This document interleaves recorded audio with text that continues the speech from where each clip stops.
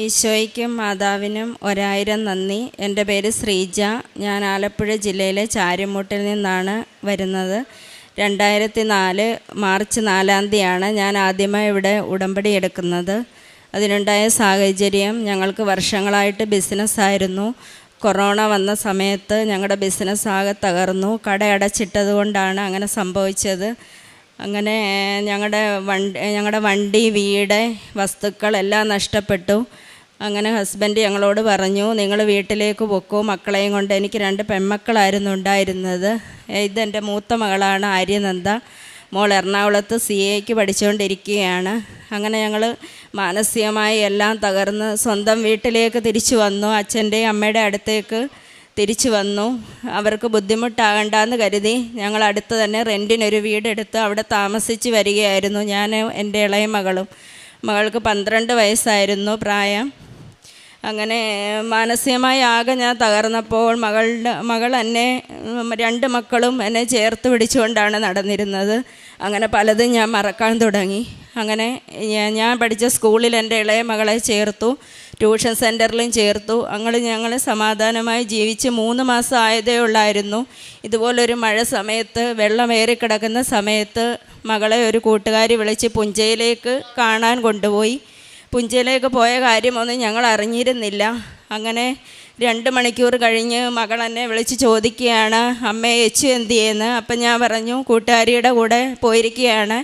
അന്ന് അഷ്ടമിരോഹിണി ആയതുകൊണ്ട് പിന്നെ സ്കൂളിൽ പഠിത്തമില്ലായിരുന്നു. ട്യൂഷൻ കഴിഞ്ഞ് മകളും കൂട്ടുകാരിയും വീട്ടിലെത്തിയിട്ടാണ് ഈ പുഞ്ച എന്ന സ്ഥലത്തേക്ക് കാണാൻ പോയത്.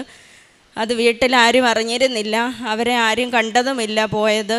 അങ്ങനെ മകളെ എന്നോട് വിളിച്ച് ചോദിക്കുമ്പോൾ ഞാൻ പറയുകയാണ്, അവർ 2 പേരും കൂടെ ഇതുപോലെ എൻ്റെ കുടുംബ വീട്ടിലോട്ട് പോകുന്നതിന് 10 മിനിറ്റ് ദൂരം നടന്നു പോകണം. അങ്ങനെ ഞാൻ പറഞ്ഞു, അവർ ട്യൂഷൻ കഴിഞ്ഞ് 2 പേരും അങ്ങോട്ട് പോയിരിക്കുകയാണെന്ന് മോളോട് പറഞ്ഞു. അപ്പോൾ മോള് പറഞ്ഞു, പിന്നെ ചേച്ചി അവിടെ ഇല്ലമ്മേ, അവിടെ നിന്ന് തന്നെ അവർ വിളിച്ചു, കൊച്ചങ്ങോട്ട് ചെന്നിട്ടില്ല എന്ന്. ഞാനപ്പം വീട്ടിൽ നിന്ന് പെട്ടെന്ന് ഇറങ്ങി വഴി വരുമ്പോൾ എൻ്റെ അച്ഛൻ എന്നെ വിളിക്കുകയാണ്, മോളെ അവർ പുഞ്ചയിലാണ് പോയിരിക്കുന്നത് എന്ന്. ഞാൻ അലറിക്കരഞ്ഞുകൊണ്ട് ഓടി ഒരു വീട്ടിൽ കയറി. അവിടുന്ന് അവരെന്നെ കാറിൽ പുഞ്ചയിലെത്തിക്കുകയാണ്. ഞാൻ ചെന്നപ്പോൾ അവിടെ എൻ്റെ നാട്ടുകാരെല്ലാവരും ഉണ്ടായിരുന്നു. അവരെന്നോട് പറഞ്ഞു, എൻ്റെ മകൾക്കൊന്നും സംഭവിച്ചിട്ടില്ല, അവിടെ അങ്ങനെ ഒരു കാര്യം നടന്നിട്ടുമില്ല എന്നാണ് അവർ പറഞ്ഞത്. അവിടെ നിന്ന് വള്ളക്കാരനും എന്നോട് പറഞ്ഞു, മകളെ ഞാൻ മണിക്കൂർ കൊണ്ട് ഇവിടെ ഉണ്ട്, പക്ഷേ അവിടെ അങ്ങനെ ഒരു സംഭവം നടന്നില്ല. ഞാൻ ഓടി നടന്നു, അവിടെ എല്ലാം വെള്ളത്തിൽ നോക്കി, എൻ്റെ മകളെ പക്ഷേ കണ്ടില്ല. അങ്ങനെ എല്ലാവരും എന്നെ സമാധാനിപ്പിച്ചുകൊണ്ടിരിക്കുമ്പോഴാണ് പോലീസും ഫയർഫോഴ്സും വരുന്നതും. അവർ ഓടി പുഞ്ചയിലോട്ട് ഇറങ്ങുകയും ആദ്യം ഒരു ഷൂ എടുത്ത് കാണിക്കുമായിരുന്നു അവർ, ഇതായിരുന്നോ മകളുടെ ഷൂ എന്ന്. എല്ലാവരെയും പോലെ കരയ്ക്ക് ഞാൻ നോക്കി നിൽക്കുകയായിരുന്നു. അപ്പോഴേ എനിക്ക് മനസ്സിലായി എല്ലാം നഷ്ടപ്പെട്ടെന്ന്. അങ്ങനെ ഫയർഫോഴ്സും പോലീസും ചേർന്ന് എൻ്റെ മകളെ എടുക്കുമ്പോൾ ബോധം കെട്ട് ഞാൻ വീണു. പിന്നെ ഞാൻ ഹോസ്പിറ്റലുകളിൽ കയറി ഇറങ്ങി. എൻ്റെ മകളുടെ ശരീരം ഞാൻ കണ്ടില്ല. എൻ്റെ ചിരിച്ചു പറഞ്ഞു പോയ മകൾ അങ്ങനെ കിടക്കുന്നത് കാണാൻ എനിക്ക് പറ്റില്ലായിരുന്നു. അങ്ങനെ എല്ലാം കൊണ്ട് ഞാൻ ആകെ തകർന്നു. അങ്ങനെ ഇരിക്കുകയാണ് എൻ്റെ ഹസ്ബൻഡിൻ്റെ പെങ്ങൾ എന്നോട് മാതാവിൻ്റെ കാര്യം പറയുന്നതും എനിക്ക് യൂട്യൂബിലെ വീഡിയോകളൊക്കെ അയച്ചു തരുന്നതും. പക്ഷെ മാനസികമായിട്ട് തകർന്നുകൊണ്ട് എനിക്ക് അതൊന്നും നോക്കാൻ എനിക്ക് സാധിച്ചില്ല. അങ്ങനെ എൻ്റെ ഹസ്ബൻഡ് വെളിയിൽ സൗദിയിലിരുന്നുകൊണ്ട് തന്നെ ഇവിടുത്തെ ഒരു സാക്ഷ്യം കാണാൻ ഇട വന്നു. അങ്ങനെ ഹസ്ബൻഡ് പെങ്ങളെ വിളിച്ച് പറഞ്ഞു, നീ നാളെ ശ്രീജയുടെ വീട്ടിൽ പോകണം. അവിടെ ചെന്ന് അവർ അച്ഛൻ്റെ അടുത്ത് പറഞ്ഞ്, പാറുവിനെയും ശ്രീജയും നീ കൃപാസനത്തിൽ വിളിച്ചുകൊണ്ട് പോകണമെന്ന് പറഞ്ഞു. അങ്ങനെ ചേച്ചി എന്നെ വിളിച്ചപ്പോൾ ഞാൻ പറഞ്ഞു, അച്ഛൻ്റെ അടുത്ത് പറയണ്ട, ഞങ്ങൾ വന്നോളാം ചേച്ചിയുടെ കൂടെ എന്ന് പറഞ്ഞു.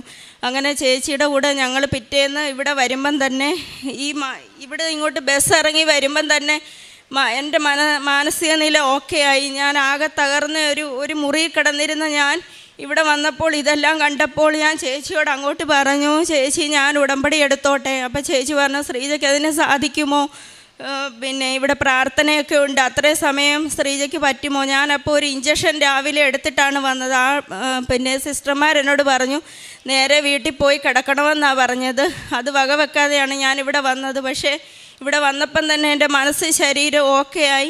ചേച്ചി എന്നോട് പറഞ്ഞു, ഞാൻ അങ്ങോട്ട് പറഞ്ഞു എനിക്ക് ഉടമ്പടി എടുക്കണം, മകൾക്ക് മാത്രമല്ല ചേച്ചി ഞാനും കൂടെ ഉടമ്പടി എടുത്തോട്ടെ. അപ്പോൾ ശ്രീജയ്ക്ക് സാധിക്കുമോ? ഞാൻ പറഞ്ഞു കുഴപ്പമില്ല, ഞാനും എടുത്തോളാം. അങ്ങനെ ഞാൻ അവിടെ വന്നു ഉടമ്പടി എടുത്തു. ഉടമ്പടി എടുത്ത് രാത്രി 10 മണിയായപ്പോഴാണ് വീട്ടിലെത്തി. അതുവരെ എനിക്ക് യാതൊരു പ്രശ്നങ്ങളും ഉണ്ടായിരുന്നില്ല. ആ നിമിഷം തൊട്ട് ഇന്ന് വരെ എനിക്ക് അനുഗ്രഹങ്ങൾ മാത്രമാണ് ഇവിടെ നിന്ന് കിട്ടിയത്. ആ മാസം തന്നെ ഒരുപാട് കടമുണ്ടായിരുന്നു എനിക്ക്. 1,00,000 രൂപ ആ മാസം മാർച്ച് 25-ന് അടയ്ക്കണമായിരുന്നു. അങ്ങനെ തന്നെ എൻ്റെ കൂട്ടുകാരൊക്കെ സഹായിച്ച് ആദ്യം തന്നെ എനിക്ക് ആ പൈസ അടയ്ക്കാൻ പറ്റി. അത് ഞാൻ നിയോഗത്തിൽ വെച്ചതായിരുന്നു, എനിക്ക് ആ പൈസ അടയ്ക്കാൻ സാധിക്കണമെന്ന്. അത് നടക്കുമെന്ന് ഞാൻ ഒരിക്കലും കരുതിയതല്ല. പക്ഷേ ഇവിടെ ഞാൻ വന്നപ്പോൾ അത് ഉടമ്പടി വെച്ചതാണ്. അടുത്തത് ഞാൻ വെച്ചിരുന്നത്, എന്നെ ആ മുറിക്കകത്തിൽ നിന്ന് മാതാവ് എന്നെ വെളിയിലോട്ടൊന്ന് കൊണ്ടുവരണം, എനിക്കൊന്ന് എൻഗേജ്ഡ് ആവണം, എനിക്ക് ബിസി ആവണം. ഇതൊന്നും ഓർത്ത് എനിക്ക് ആ മുറിയിലിരിക്കാൻ വയ്യ. എല്ലാവരും പറഞ്ഞു, മൂത്ത മകള് ഉണ്ടല്ലോ നിനക്ക്, അതിനെ ഓർത്ത് നീ ജീവിക്കണം, പോയതെല്ലാം പൊക്കോട്ടെ, എല്ലാം തിരിച്ചു വരും എന്ന് പറഞ്ഞു. അങ്ങനെ ഞാൻ എൻ്റെ മകൾക്ക് പലവട്ടവും ഞാൻ ആ പുഞ്ചയിൽ പോയി ചാടാൻ ഒരുങ്ങിയതാണ്. പക്ഷേ എൻ്റെ മകളുടെ മുഖം ഓർമ്മ വന്നപ്പോൾ അവൾക്കെല്ലാം നഷ്ടപ്പെട്ടവളാണ്. അവരുടെ അച്ഛൻ സ്ഥലത്തില്ല, അനിയത്തി നഷ്ടപ്പെട്ടു, സ്വത്തുവകകളെല്ലാം പോയി, വീടില്ല. ഞാനും കൂടെ നഷ്ടപ്പെട്ടാൽ അവളുടെ സ്ഥിതി എന്താകുമെന്ന് ഞാൻ ആലോചിച്ച് പലപ്പോഴും എനിക്കതിനെ ചെയ്യാൻ എനിക്ക് സാധിച്ചില്ല. അങ്ങനെ എൻ്റെ ഹസ്ബൻഡ് പോകുമ്പോൾ ഒരു വണ്ടി ഒരാൾക്ക് കൊടുത്തിട്ട് പോയായിരുന്നു. എഗ്രിമെൻറ്റ് എഴുതിയാണ് കൊടുത്തത്, പേരിലാക്കി കൊടുത്തില്ല. അയാൾ ആ സമയമായപ്പോൾ പൈസ അടയ്ക്കത്തില്ല. എൻ്റെ മകളുടെ ഇതുകൊണ്ട് ഞാൻ ആളിനെ വിളിക്കുന്നില്ലായിരുന്നു. അതുകൊണ്ട് ആൾ പൈസ അടയ്ക്കാതെ ആ വണ്ടി കോഴിക്കോടിന് കടത്തുകയും ഞാൻ കൊണ്ട് കേസ് കൊടുത്തിട്ടൊന്നും ഒരു രക്ഷയുമില്ലായിരുന്നു. അപ്പം ഞാനിവിടെ വന്ന് ഉടമ്പടിയിൽ മുകളിലിരുന്ന് എഴുതിക്കൊണ്ടിരിക്കുകയാണ്, ആ വണ്ടി എനിക്ക് തിരിച്ചു കിട്ടണം, ബാങ്കുകാരെന്നെ ശല്യം ചെയ്യുകയാണ്, ചേച്ചി പൈസ അടയ്ക്കണം, അതൊന്നും ഞങ്ങൾക്കറിയണ്ട, നിങ്ങൾ എഗ്രിമെൻ്റ് എഴുതിയല്ലേ കൊടുത്തേ, പേര് മാറ്റിയല്ലോ, അയാൾ പൈസ അടയ്ക്കുന്നില്ല. അപ്പം ഞാൻ മുകളിലിരുന്ന് അതിൽ ഉടമ്പടിയിൽ എഴുതിക്കൊണ്ടിരിക്കുകയാണ്, മാതാവേ എനിക്ക് ആ വണ്ടി എവിടെയാണെന്നെങ്കിലും അറിയിപ്പിക്കണേന്ന്. അപ്പം ഞാൻ പേന അടച്ച് ബാഗിൽ ഇട്ടുകൊണ്ടിരിക്കലേ എൻ്റെ ഫോൺ റിങ് ചെയ്യുകയാണ്. ഞാൻ വൈബ്രേഷനിലായിരുന്നു. ഫോൺ എടുത്ത് നോക്കിയപ്പോൾ അറിയാത്ത ഒരു നമ്പർ. അപ്പോൾ കോഴിക്കോട് നിന്നാണ്. ഞാൻ നിങ്ങളുടെ വണ്ടി എൻ്റെ കയ്യിലുണ്ട്, ആൾ എൻ്റെ കയ്യിൽ തന്നിട്ടുണ്ട്, ഞാനിവിടെ റെൻറ്റിന് കൊടുത്തേക്കാണ്, നിങ്ങൾക്കിത് എൻ്റെ പേരിലാക്കി തരാൻ പറ്റുമോ, നിങ്ങളുടെ വണ്ടി ഞാൻ തിരിച്ചു തരാമെന്നാണ് പറയുന്നത് ആൾ. അങ്ങനെ എനിക്ക് വണ്ടി തിരികെ കിട്ടുകയും ഞാൻ ആ എഴുതിക്കൊണ്ടിരിക്കുമ്പോൾ തന്നെ വണ്ടി തിരിച്ചു തരാമെന്ന് പറയും. അവർ വണ്ടി പോലീസ് സ്റ്റേഷനിൽ എത്തിക്കുകയും വണ്ടി എനിക്ക് തിരിച്ചു കിട്ടുകയും ഞാനത് ബാങ്കിനെ ഏൽപ്പിക്കുകയും ചെയ്തു. അങ്ങനെ ഒരുപാട് അനുഗ്രഹങ്ങളാണ് മാതാവ് എനിക്ക് തന്നുകൊണ്ടിരുന്നത്. അങ്ങനെ എനിക്ക് കടയിടാൻ സാധിച്ചു. എന്നെ എൻഗേജ്ഡ് ആക്കണമെന്ന് എഴുതിയ ആ മാസം, അതിൻ്റെ പിറ്റേ മാസം തന്നെ മാതാവ് എൻ്റെ ഗ്രാമത്തിൽ തന്നെ എനിക്കൊരു തുണിക്കട ഇടാനും അതിൻ്റെ കൂടെ ഒരു ഫാൻസി സെൻറ്റർ ഇടാനും മാതാവ് എന്നെ ഒരുപാട് എന്നെ സഹായിച്ചു. അതെനിക്ക് പറഞ്ഞറിയിക്കാൻ പോലും പറ്റില്ല.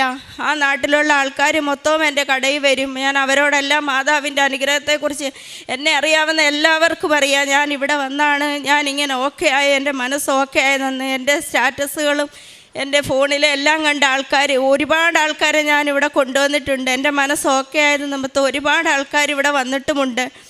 അങ്ങനെ ഒരുപാട് അനുഗ്രഹങ്ങളാണ് മാതാവ് എനിക്ക് തന്നത്. ഇനി പിന്നെ എൻ്റെ ഹസ്ബൻഡ് ബാങ്കിൽ നിന്ന് ലോൺ എടുത്തിട്ടുണ്ടായിരുന്നു. അപ്പം ഞാനിവിടെ വരുന്നതിന് മുന്നേ ബാങ്കുകാരെന്നെ ശല്യം ചെയ്തുകൊണ്ടിരുന്നു, പൈസ കുറച്ച് അടയ്ക്കുന്നതെന്നും പറഞ്ഞ്. അങ്ങനെ ഇവിടെ വന്ന് ഞാൻ ഉടമ്പടി എടുത്തതിന് ശേഷം ഹസ്ബൻഡിന് നല്ല ജോലി ലഭിക്കുകയും ഞങ്ങൾ പൈസ അടയ്ക്കുകയും ചെയ്യുന്നുണ്ട്. പിന്നെ എൻ്റെ ഏറ്റവും വലിയ ആഗ്രഹം, എൻ്റെ മോൾ ഇറങ്ങുന്ന മണ്ണിൽ തന്നെ എനിക്കൊരു വീട് വെക്കണമെന്നാണ് ആഗ്രഹം. എല്ലാവരും പറയുന്നു അവിടെ നിന്ന് മാറി അടുത്ത് കിടക്കണ്ട, കുടുംബ വീടിനടുത്ത് കിടക്കണ്ട, വേറെ മാറി വീട് വെക്കാൻ പറയുന്നു. എൻ്റെ മകളും അങ്ങനെ തന്നെയാണ് പറയുന്നത്. പക്ഷേ ഇവിടെ നിന്ന് ഞാൻ പറയുന്നു, എൻ്റെ ഏറ്റവും വലിയ ആഗ്രഹം എൻ്റെ മകൾ ഉറങ്ങുന്ന മണ്ണിൽ തന്നെ വീട് വെച്ച് താമസിക്കണമെന്നാണ്. മാതാവ് എനിക്കത് സാധിച്ചു തരുമെന്ന് തന്നെയാണ് എൻ്റെ വിശ്വാസം. പിന്നെ ഞാൻ ഓരോ കാര്യങ്ങൾ എപ്പോഴും എൻ്റെ മനസ്സിൽ എൻ്റെ മകളുടെ ഓർമ്മകളും കളിച്ചിരികളും മാത്രമാണ് വരുന്നത്. അപ്പോഴൊക്കെ മാതാവിൻ്റെ അടുത്ത് ഓടിച്ചെന്ന് ഞാൻ പറയും, മാതാവേ എൻ്റെ മനസ്സ് നീ നേരെയാക്കി തരണേന്ന്. അപ്പം തന്നെ എൻ്റെ മനസ്സ് ഓക്കെ ആകും. പിന്നെ എൻ്റെ വീട്ടിൽ എന്ത് സന്തോഷം വന്നാലും എൻ്റെ മോളുടെ ബർത്ത്ഡേ, എൻ്റെ കൊച്ചുമോളുടെ ബർത്ത്ഡേ എല്ലാത്തിനും എൻ്റെ വീട്ടിലൊന്നും ഞാൻ ആഘോഷിക്കാറില്ല. ഞാൻ നേരെ അനാഥാലയത്തിലേക്കാണ് പോകുന്നത് കേക്കും വാങ്ങിച്ചുകൊണ്ട്. ആരോരുമില്ലാത്ത അച്ഛനമ്മമാരുടെ കൂടെ ഇരുന്ന് ഞാൻ ആ കേക്ക് മുറിക്കും, അവർക്കും കൊടുക്കും, ഞാനും കഴിക്കും. പിന്നെ കൊച്ചുങ്ങളുടെ അനാഥാലയത്തിൽ പോകും, അവർക്ക് മുട്ടായികളും ഒക്കെ ആയിട്ട് ഞാൻ പോകും. എൻ്റെ മകളുടെ ഓർമ്മ ദിവസവും പിറന്നാൾ ദിവസവും എല്ലാം അവരുടെ കൂടെ ആഹാരം കഴിച്ച് അവർക്ക് ഞാൻ ഫുഡ് വാങ്ങിച്ചു കൊടുക്കും. അങ്ങനെ എൻ്റെ കടയിൽ വരുന്ന അമ്മമാർക്കെല്ലാം ഞാൻ അവരുടെ വീട്ടിലേക്കുള്ള സാധനങ്ങൾ വാങ്ങിച്ചു കൊടുക്കുകയും പൈസ കൊടുക്കുകയും ഇവിടുന്ന് ഞാൻ ലോക്കറ്റുകൾ വാങ്ങിച്ചുകൊണ്ട് പോകും. അവർ വന്ന് ഓരോ അസുഖങ്ങൾ പറയുമ്പോഴും ഞാൻ അവർക്ക് ഓരോ ലോക്കറ്റ്, അവർ പോയിട്ട് വന്ന് എന്നോട് പറയും, മോളെ നിൻ്റെ മാതാവ് എന്തെല്ലാം അനുഗ്രഹങ്ങളാണ്, നീ പറഞ്ഞ സത്യമാണല്ലോ, നീ ഓക്കെ ആയത് ഇതുകൊണ്ടാണ് ഞങ്ങൾക്ക് മനസ്സിലായി. അത് വെച്ച് പ്രാർത്ഥിക്കുമ്പോൾ അവരുടെ അസുഖങ്ങളെല്ലാം മാറുന്നുണ്ട്. കൃപാസന പത്രവും ഞാൻ കടയിൽ വരുന്നവർക്കും കൊടുക്കും. ഞാനും എൻ്റെ മകളും റോഡിലിറങ്ങിയും കൊടുക്കും. അതുവഴി വരുന്ന സ്കൂൾ കുട്ടികൾക്ക് എല്ലാവർക്കും അറിയാം മാതാവിനെക്കുറിച്ച്. ഞാൻ എല്ലാവരോടും വാതോരാതെ പറയുകയാണ് മാതാവിൻ്റെ കാര്യം. സാക്ഷ്യം കേൾക്കാറുണ്ട് ഞാൻ. പ്രാർത്ഥന, രാവിലെ പ്രാർത്ഥന, വൈകിട്ട് പ്രാർത്ഥന, ഞാൻ ഉറങ്ങുമ്പോൾ പ്രാർത്ഥന. അപ്പോഴെല്ലാവരും എന്നോട് ചോദിക്കുകയും ചെയ്യും, നിനക്ക് എപ്പോഴും പ്രാർത്ഥനയാണോ എന്ന്. എപ്പോഴും ഞാൻ മാതാവ്, ഞാൻ രക്ഷപ്പെടില്ലായിരുന്നു. ഇവിടെ എത്തിയില്ലായിരുന്നെങ്കിൽ ഒരിക്കലും എൻ്റെ മനസ്സിങ്ങനെ ഓക്കെ ആകുമോ, ഞാൻ രക്ഷപ്പെടുകയോ ചെയ്യത്തില്ല. പക്ഷെ മാതാവ് എന്നോട് പലപ്പോഴായിട്ട് പറയുന്നു, എനിക്ക് എൻ്റെ മകളെപ്പോലെ ഒരു മകളെ എനിക്ക് കിട്ടുമെന്ന്. എന്താണെന്ന് എനിക്കറിയില്ല. പലപ്പോഴും എൻ്റെ മനസ്സിലേക്ക് മാതാവ് അങ്ങനെ വന്ന് പറയുന്നുണ്ട്. ഞാനത് പലരോടും പറയുന്നു, എൻ്റെ അമ്മയോടും എൻ്റെ മോളോടും ബന്ധുക്കളോടും പറയാം. മാതാവ് എന്നോട് പറയുക, എനിക്ക് എൻ്റെ മോളുടെ കൂട്ടെന്ന് വെച്ചാൽ, ആ മോളെന്ന് വെച്ചാൽ എന്ത് സാധനം ഉണ്ടായാലും എൻ്റെ വായി വെക്കാതെ ആ മോള് കഴിക്കില്ല. പ്രത്യേകതരം ഒരു കുഞ്ഞായിരുന്നു അവൾ. എനിക്കിഷ്ടമല്ലാത്ത സാധനമായാൽ പോലും എൻ്റെ വായിക്കകത്ത് കുത്തിക്കയറ്റി വെക്കുമ്പോൾ എൻ്റെ അച്ഛൻ എൻ്റെ മോളെ വഴക്ക് പറയാറുണ്ട്. അതുപോലൊരു മോളെ എനിക്ക് പറയാൻ വാക്കുകളില്ല. എല്ലാത്തിനും മാതാവിനോട് ഞാൻ നന്ദി പറയുകയാണ്. ഇനി എൻ്റെ മോൾക്ക് കൊടുക്കാം. എൻ്റെ പേര് ആയിരുന്നന്ത. ഞാൻ എറണാകുളത്ത് CA പഠിക്കുകയാണ്. മാതാവിൻ്റെ അനുഗ്രഹത്താൽ എനിക്ക് CA ഇൻ്റർ എക്സാം പാസ്സാവാൻ സാധിക്കുകയും ആർട്ടിക്കിൾഷിപ്പിന് കയറാനായിട്ട് സാധിക്കുകയും ചെയ്തു. മാതാവിൻ്റെ കാശുരൂപം കൊണ്ടാണ് ഞാൻ എക്സാം സെൻറ്ററിൽ പോവുകയും എക്സാം സെൻറ്ററിൽ ഉപ്പ് വിതറുകയും ചെയ്തു. മാതാവ് എക്സാം എഴുതുമ്പോൾ എൻ്റെ കൂടെ ഉള്ളതുപോലെയാണ് തോന്നുന്നത്. അറിയാത്ത ക്വസ്റ്റ്യൻസ് ആണെങ്കിൽ പോലും എനിക്ക് മാതാവ് പറഞ്ഞു തന്ന് ഞാൻ എഴുതുന്ന പോലെയാണ് തോന്നുന്നത്. എനിക്ക് റിസൾട്ട് വരുമ്പോൾ ഞാൻ മാതാവിനോട് പ്രാർത്ഥിച്ചു, മാതാവിൻ്റെ ഒരു അത്ഭുതം ആ എക്സാം മാർക്ക് ലിസ്റ്റിൽ കാണണേന്ന്. അതേപോലെ തന്നെ എനിക്ക് കറക്റ്റ് 150 മാർക്ക് തന്നാണ് മാതാവ് എന്നെ പാസ്സാക്കിയത്. രണ്ടാമത്തെ എക്സാമിൽ എനിക്ക് അതിനുശേഷം 2 പേപ്പറിന് 2 എക്സംഷൻ തന്ന് മാതാവ് എന്നെ പാസ്സാക്കുകയും ചെയ്തു. അതിനുശേഷം എന്നെ നല്ലൊരു ഫേമിൽ ഇൻ്റർവ്യൂവിന് ചെയ്യുന്നപ്പോൾ അങ്ങനെ നല്ലൊരു ഫേമിൽ എനിക്ക് കയറാനാക്കുകയും സാധിച്ചു. അതിനുശേഷം എൻ്റെ അമ്മയുടെ മനസ്സൊന്ന് ഓക്കെ ആവാൻ വേണ്ടിയാണ് ഞാനിവിടെ ആദ്യമേ ഉടമ്പടി എടുക്കാനുള്ള കാരണം. ഞാൻ എറണാകുളത്ത് പോകുമ്പോൾ അമ്മ ഒറ്റയ്ക്കാവുമോ, അമ്മ എങ്ങനെയാണെന്നുള്ള മാനസിക ഇതിലായിരുന്നു ഞാൻ. എന്നാൽ മാതാവിൻ്റെ അടുത്ത് എത്തിയതിന് ശേഷം അമ്മയ്ക്ക് ഒരുപാട് മാറ്റം ഉണ്ടായി. പഴയതുപോലെ ഒന്നും അല്ല ഇപ്പം അമ്മ. നല്ല മാതാവുമായിട്ടുള്ള ഇതിൽ കാരണം അമ്മയ്ക്ക് നല്ല അനുഗ്രഹങ്ങളും എല്ലാമായി അമ്മയുടെ മനസ്സ് നല്ലപോലെ ഓക്കെ ആയി. അത് കാരണം മാതാവിനും ഈശോയ്ക്കും 1000 നന്ദി. യെശയ്യാ പ്രവാചകൻ്റെ പുസ്തകം 41:17. ദരിദ്രരും നിരാലംബരും ജലം അന്വേഷിച്ച് കണ്ടെത്താതെ ദാഹത്താൽ നാവ് വരണ്ടു പോകുമ്പോൾ കർത്താവായ ഞാൻ അവർക്ക് ഉത്തരമരുളും, ഇസ്രായേലിൻ്റെ ദൈവമായ ഞാൻ അവരെ കൈവിടുകയില്ല. ശ്രീജ എന്ന ഈ സഹോദരിയും ആര്യനന്ദ എന്ന മകളും തങ്ങളുടെ കുടുംബത്തിൽ വന്നു ചേർന്ന വലിയ സങ്കടങ്ങളിൽ പരിശുദ്ധ മാതാവിൽ ആശ്രയിച്ചപ്പോൾ ലഭിച്ച സംരക്ഷണത്തെയാണ് ഈ അൾത്താരയിൽ സാക്ഷ്യപ്പെടുത്തുന്നത്. സഹോദരി വൈകാരികമായി നമ്മോട് പങ്കുവച്ചു. ഇളയ മകൾ പുഞ്ചപ്പാടത്ത് വെള്ളം പൊങ്ങിക്കിടക്കുമ്പോൾ മുങ്ങി മരണപ്പെട്ടതിൻ്റെ ആ ദാരുണമായ സങ്കടത്തെക്കുറിച്ച്. ആകെ തകർന്നു പോയി, എല്ലാ പ്രതീക്ഷകളും നഷ്ടപ്പെട്ട് ഒരു മുറിയിൽ ഏതാണ്ട് മനോനില തകർന്ന ജീവിച്ചിരുന്ന സഹോദരിയെയാണ് ജീവിത പങ്കാളിയുടെ നിർദ്ദേശപ്രകാരം ഒരു ബന്ധു അമ്മയുടെ ഈ ആലയത്തിലേക്ക് കൂട്ടിക്കൊണ്ടുവരുന്നത്. ശരിക്കും ഒന്നിലും പ്രതീക്ഷയില്ലാതെ ഇരുട്ട് മാത്രം ജീവിതത്തിലുള്ള സമയത്താണ് സഹോദരി ഈ ആലയത്തിലേക്ക് വരുന്നത്. ഉടമ്പടി ജീവിതത്തിൻ്റെ പ്രത്യേകത, ഉടമ്പടി മാതാവ് ഉടനടി പരിഹാരമെന്ന് നാം ആവർത്തിച്ചെപ്പോഴും പറയുന്നവരാണ്.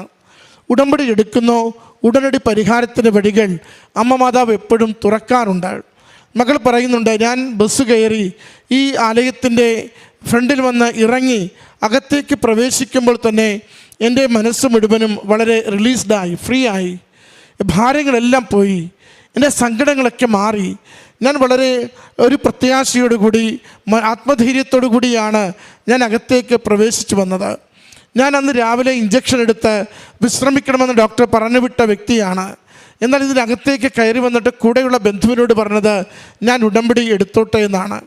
കാരണം ആ 1.5 മാസക്കാലമായി എങ്ങനെയാണോ കുടുംബത്തിൽ സഹോദരി ജീവിച്ചിരുന്നത്, എത്ര കണ്ട് തകർച്ചയും സങ്കടവും നിരാശയും മനോനിരയുടെ പ്രയാസങ്ങളുമൊക്കെ കണ്ടിരുന്നവർക്ക് ഉടമ്പടി എടുക്കുവാനുള്ള കെൽപ്പുണ്ടെന്ന് പോലും സഹോദരിയെക്കുറിച്ച് തോന്നിയില്ല.